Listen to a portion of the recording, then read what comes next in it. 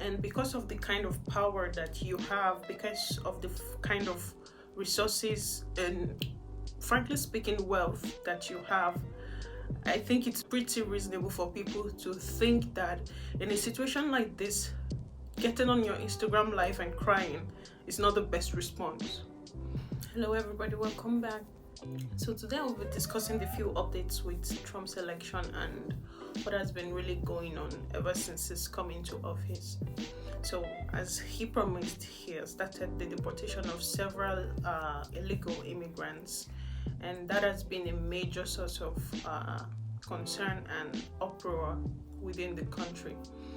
I think at this point we can categorically state that while it's really relieving for the most Americans to see that the illegal people that are using up the resources of the country and do not have a right to be there are being sent back to the various places they came from, it can also be stated that it's quite a big of an issue for the families that are being broken up, and for people who have come into the country and have made a name for themselves, who've made a living for themselves, who've not been into any criminal situation, but have literally just came in and hit the ground running, trying to make some money for themselves, to keep their life, soul and body together, to keep their family in a fed condition, to make sure that the reason they decided to move into the country, even though illegal, is being achieved. Basically the American dream. So for people like that, you would find that it's kind of a bit of an issue. It's kind of a bit of an, it's literally sad to see such a people get sent back home. Now this, I feel like this brings me to the Selena Gomez's Instagram live, that she uploaded and has since deleted, which I understand why people thought it was quite performative. I also understand why people thought it was not the best action she could have taken when considering this situation. I do not believe that she was acting, as most say, but I actually think it was not her best move. You are in a situation where you are a billionaire, you are an immigrant as well, somebody who came from a different country and made it big within the United States.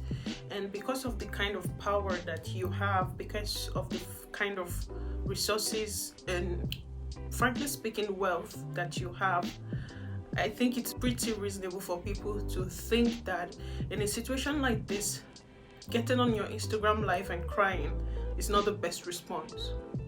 Now, she says in the video that she does not know what to do. She basically says she's helpless in this situation and she really is at a loss. You are a millionaire, if not a billionaire. Money, as most know, is the answer to, can provide some solution to, if not all, definitely not the whole situation on ground, but you could have gone ahead to make some pretty reasonable changes to buffer the situation for the people who you believe are your people that are being affected. For example, in a situation where families are being broken up and all of that, she could have stepped in to say, okay, what can we do in terms financially for these people whose family are being broken up? Maybe the father, who is the breadwinner of the family, is being sent back home. How do we help the mother and the kid that are remaining in the States that maybe are legal? In such a situation, you take active steps. You take active steps to profile and find solutions, not jump on an Instagram live and emotionally show how you're feeling. I truly do not believe she I truly believe she probably felt a certain kind of way about it, and which was why she basically shed tears like that. But unfortunately, you are at a position in life. You've achieved a position in life where you can actually provide solutions instead of cry. So I think that's why she got that heavy backlash. I think it's pretty reasonable for people to be angry, considering the fact that some part of the population are actually saluting Trump for at least sending away the criminals. Yeah, but from her perspective, which I think is also a reasonable perspective, the people being sent back home are not only the criminals. They are hardworking people who've come into the country, who've tried their best to build a life for themselves, and unfortunately, that is getting torn away from them. So I kind of understand her, but at the same time, I think she could have done something better. She could have taken a better route to address the situation. Jumping over to what I think most people are trying to brush, or most Trump supporters are trying to kind of like talk away, kind of brush away, is the Elon Musk's salute. It was a Nazi salute.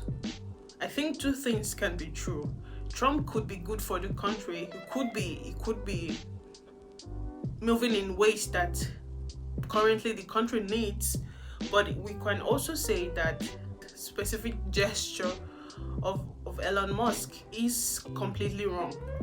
I think two things can be true. We can say, okay, we like what we see the potential of where Trump is going with these moves of his, with these policies, with this make America great again move. But then the people who are supporting him, the people who are behind him, might, in case of Elon Musk, might be silly at times. I think there's it's kind of hypocritical to, because we want to say you like Trump because you're a Trump supporter, not be able to call out the BS. That was what Elon Musk did. That's just my simple opinion. That's what I truly believe. I think you can like Trump, even though I'm not a big fan. I am interested to see what his goals are, what he's going to achieve, but at the same time, I think you can say Elon Musk was being a little bit out of pocket in that situation. So that's that. And I also want to address the situation of the DEI, the Diversity, Equity and Inclusion scrapping, so to speak, that Trump has been on.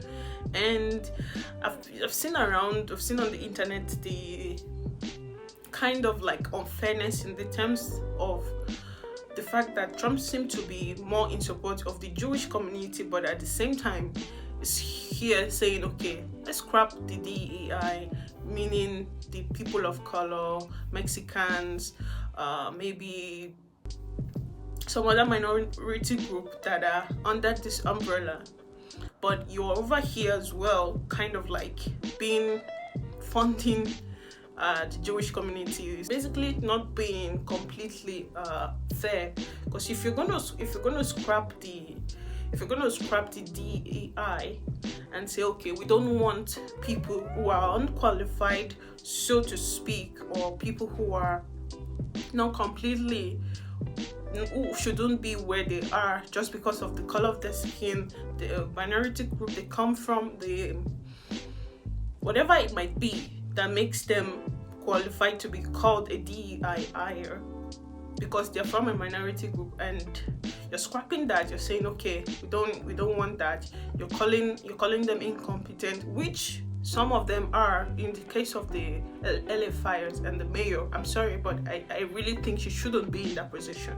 There is no reason for her to be in Ghana while a city was burning down. There's no reason for there to be empty reservoirs. There's no reason for you to be cutting the budget when the head of the fire department had warned you previously that there is a potential for a fire, and for you not to cut the budget. I think all of those concerns, all of those statements are valid.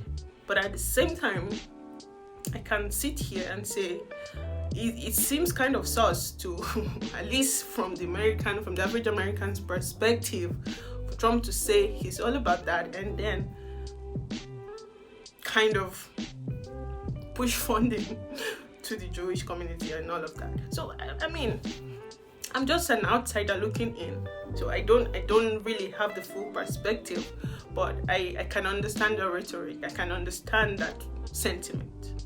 So I think that's all for my update of the Trump's administration. I mean, 2 to 3 weeks he's been in office. I think we can say he's done some really great things. He's pushed some boundaries, which, I mean, especially for people especially for the nonsense of the woke situation with the minority groups. I'm not going to mention any, but I think you guys know which ones we're all talking about, where we are able to categorically say some people's rights should not infringe on women's rights. Some minority groups or the trans community group should not infringe on women's rights. And to even see people openly coming out to say, yes, this is reasonable. There's no reason for biological male to be in female sports. There's no reason for kids who are kind of struggling with what their identity might be to be in female kids' toilet. There's no reason for that at all. To see the kind of narrative change, to see the sentiment change, to see shows where people can openly speak up their concerns, where parents can loudly shout that we don't want that for our kids. It's very relieving to me. I mean, it's one of the things that, even though I might not like Trump, is one of the things I'm here for.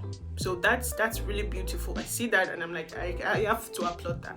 But at the same time, I can also say that there are some things that have not really been in terms of these families being broken up. It's great that criminals are being sent back home. It's lovely that the economy, they're trying to fix the economy and all of that. But we can also say it isn't the best that families are being torn apart. Now, the balance is, I mean, it's kind of difficult to find a balance. But I think we can at least admit that two things can be right here. If you like this video, I would want you to go ahead down there, put a like, just to help me with the algorithm. Also share and subscribe if you want to see more of this content. I would want you also to check out my video where I kind of like give a few of my thoughts on what the Trump electoral inauguration was like, my perspective on that as well. Thank you very much and see you in the next one.